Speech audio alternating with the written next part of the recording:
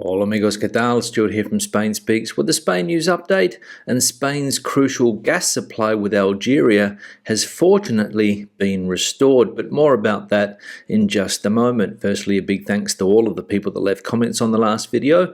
Lots of comments, lots of debate happening there as usual. Thanks to people that supported the channel through a donation or by buying me a beer or a coffee, or people that used the new super thanks option. Many thanks for that. Thanks to people that bought merchandise, and a big thanks to my patrons on Patreon for your ongoing support. Now, let's get into the news, and as I said, Spain's gas supply with Algeria has been restored. Luckily, gas is flowing again. As we can read here, gas supply between Algeria and Spain restored after a brief breakdown on the Spanish side. The gas supply from Algeria to Spain through the Med gas pipeline has been restored after a temporary breakdown experienced this Sunday. At first, the Algerian hydrocarbons company Sonatrach reported in a statement a temporary interruption of the gas supply to Spain and clarified that the Spanish technical teams were working intensively to carry out the necessary repairs. However, Energas sources have subsequently explained to EFE that the supply has not been interrupted at any time and that the incident has only required maintenance work for about 2 hours. So there we go. Fortunately, the gas supply between Spain and Algeria back up and running after a brief breakdown. But luckily, as we saw in the text, supply was not interrupted, because that's the last thing that Spain wants, an interruption with that gas supply. Now, the monkeypox virus is making headlines again today after an outbreak in a tattoo parlor in the Spanish province of Cádiz. As we can see here, outbreak of 12 cases of monkeypox detected linked to tattoo business in Cádiz. The epidemiological surveillance system of Andalusia has detected an outbreak of monkeypox from a tattoo establishment in the province of Cádiz, affecting at least 12 people. According to sources from the Regional Ministry of Health and Families, an epidemiological investigation has been initiated regarding the active search for cases and contacts after an inspection of the establishment has been carried out, proceeding to its closure as a preventative measure. The Consejería de Salud y Familias, through the Dirección General de Salud Pública y Ordenación Farmacéutica, has recalled the importance of performing tattoos and piercings in a correct way so as not to generate risks for the health of the users or for the workers themselves. So monkeypox, which, as we know, has recently been declared a global health emergency by the WHO, finding its way into a tattoo parlor in the province of Cádiz in southern Spain. And 12 more cases of monkeypox added to the total number of cases of that virus here in Spain. Now, the economic crisis is starting to hit home for a lot of Spaniards, and according to a recent poll, more than half of Spaniards have cut back on spending and 44% have discarded a major purchase. Rising interest rates and unstoppable inflation are already having an impact on Spanish households. A survey by Sigma Dos for Antena 3 Noticias reflects the extent to which the current economic situation is affecting families. The barometer shows how almost 44% of citizens have postponed an important purchase with the rise in prices, such as, for example, a car or an apartment, and nearly 10% have been forced to delay the payment of some bills, such as the mortgage. Half of Spaniards have also opted to reduce their expenses in recent months, the most common in hospitality, clothing or travel, three very high demands with the arrival of the summer vacations. So 44% of Spaniards, according to that poll, changing their mind on important purchases, for example, cars and apartments, because of the economic crisis, and 50% deciding to cut back on their expenses. Now, we saw last week how the Spanish government said that they were going to put an extraordinary tax on banks and energy companies in Spain, and many skeptics thought that those companies were then going to pass those expenses on to consumers. Well, apparently that's not going to be possible either, because as we can see here, the government will prohibit by law that banks and energy companies pass on new taxes to the public. The President of the government and Secretary General of the PSOE party, Pedro Sánchez, has announced that the government will prohibit banks and large electricity companies from passing on the costs that that the new extraordinary taxes, which will be ready next week, will entail. Before the Federal Committee of the PSOE, Sanchez has advanced the new taxes that aim to raise about €7 billion in 2 years will be processed as a bill that will be registered in Congress next week. We are asking large companies to do the same as consumers who are enduring the scourge of the crisis, and that this situation does not result in bonuses for their top managers or fatten their profits, said Sanchez. So the government making more enemies as the crisis goes on, this time banks and energy companies. And I can imagine that these companies are extremely unhappy with that extraordinary tax. Now it's time to say thanks to the sponsor of today's video, Busuu. Now, if you're not familiar with Busuu, it's a state-of-the-art language learning platform that makes learning a language easy. Now, let's be honest, learning a second language like Spanish is not easy, especially if you start learning as an adult like I did.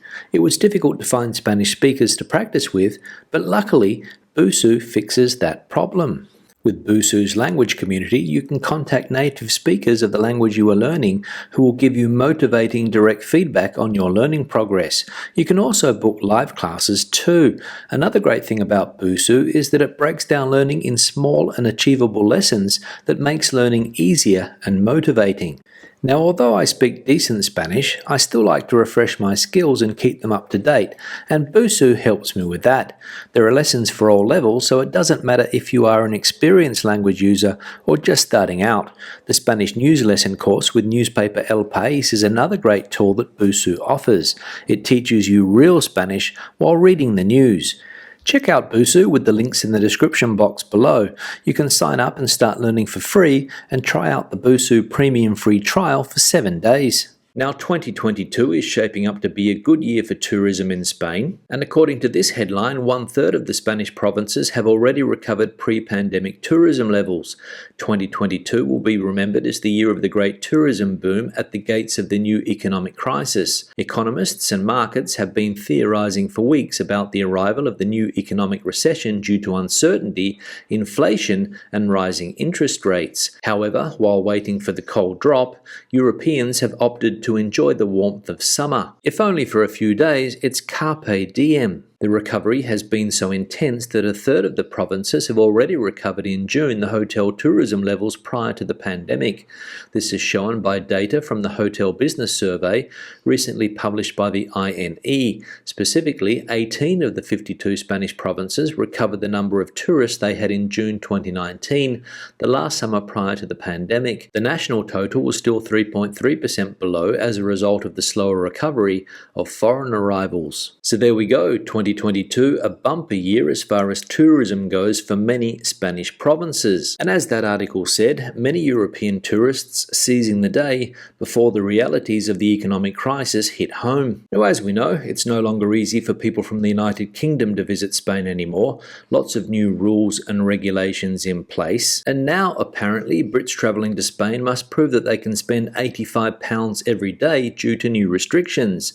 Spain has released new rules and restrictions for British holidaymakers hoping to go there over the summer. Tourists travelling from the UK to the popular holiday destination will need to provide evidence of a return flight or onward ticket and proof of accommodation while on holiday. Furthermore, holidaymakers will also have to prove that they have enough finances to enjoy their time in the country. However, travel operators and punters are disappointed at the new restrictions and argue that it put the UK at a disadvantage despite contributing significantly to the Spanish tourism sector. It follows a previous U-turn on moves to reduce tourist congestion at airports by providing UK travellers their own automatic e-gates to enter the country, the Daily Express reports. So there we go, people from the UK and other countries needing to prove that they're able to spend £85 per day during their time in Spain. And I've said it before, but I'll say it again, welcome to third country status. Now let's have a look at some of the comments from previous videos. One here from Dave. Thanks, Stuart. I really enjoy listening to these vlogs when you are out and about with Mia and just chatting, especially when explaining some Spanish nuances. More please. Great work here. Yeah, Dave, thanks for the comment and glad to see that you like those walkabout videos that I do with my dog every now and again. But the good news is that I've got more videos of that type planned here in Portugal. I'm going to get out and about and record more of those videos. I did one the other day of my walk around the coast here and people seem to like that video. So stay tuned for more walkabout videos, maybe 2 or 3 times a week, because I also enjoy doing that type of video and it gets me out and about. One here from Martin: direct and indirect pronouns drive me absolutely crazy. Indirect object pronouns, direct object pronouns, so different and difficult compared to English, pero estoy tratando de mejorar y yo trato de aprender y practicar cada día, todos los días, pero yo pienso que voy a estar aprendiendo español hasta el día que me muera. Yeah, Martin, thanks for the comment, and you're right, sometimes you can get the impression that you're going to be learning Spanish until the day you die. In fact, I think it's most probably true, because basically not a day goes by that I don't learn something new about the Spanish language. And I've been learning Spanish for around 25 years. There's always a new word or a new expression that pops up that I don't know the meaning of. But luckily I've got my Spanish family close by and they tell me what those new words and expressions mean. And when it comes to direct and indirect pronouns, don't get me started, because that's something that I also still struggle with. One here from Ian: we recently spent a few weeks in Can Pastilla, Mallorca. The restaurants are a bit pricey, but the food was generally a higher standard. It was pretty hot, but the sea breezes made it more bearable. The prices in the supermarkets were similar to those in Mazarrón, Murcia, where we live. Ian, thanks for the comment, and good to see that you were able to get away for a few days and enjoy those nice sea breezes there in Mallorca. And I have heard that you can pay a little bit more for restaurants in Mallorca than on mainland Spain. And I imagine that the amount of tourism that Mallorca has is the reason for that. And also interesting to see that there wasn't a great difference when it comes to supermarket prices in Mallorca compared to the prices that you pay down there in Mazarrón. But I tend to find that supermarket prices for everyday products, for example fruit and veg, are fairly similar no matter where you go around Spain. But if that's not the case for you and you do see a difference in supermarket prices around Spain, please let us know in the comment section below. One here from Simon: what annoys me the most is that often these little extras like bread, olives, etc. are sat on a table in the open and not even covered up. I have also seen people pick up the bread and then change their mind to save money. All in all, not hygienic at all, unless you like items to eat that flies have sat on plus other people's fingers.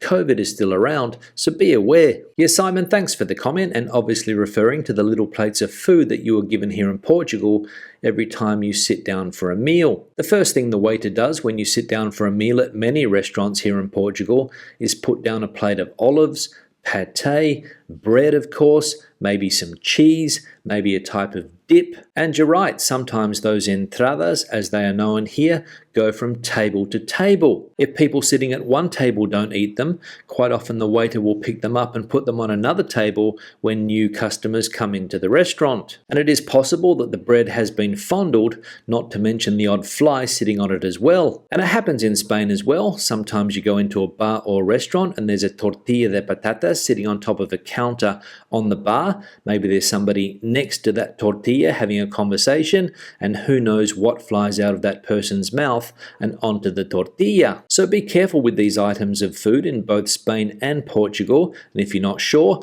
don't eat them. And finally, one here from James: how about choco frito? Maybe with some lemon. If you like something spicy, add some peri peri sauce. Yeah, James, thanks for the comment, and thanks for the suggestion of choco frito, which in English I believe is fried cuttlefish. Somebody in yesterday's live stream suggested that I do a food review video here in Portugal, and I asked people what dishes I should try. Somebody said duck rice, arroz con pato. Somebody suggested fresh fish, considering that is a specialty in this part of Portugal. And there were a few other ideas as well. So if you would like to see me do a Portuguese food review, please let us know in the comment section below, and I'll see if I can sort that out. Please let us know what type of food you would like to see me try, because as we know, there are many tasty Portuguese dishes. On that note, I'll wrap the video up. Questions and comments, please leave them in that section below. Also, debate the situation out as you normally do. Give it a thumbs up if you liked it, thumbs down if you didn't. I'll see you in the next one. Hasta luego.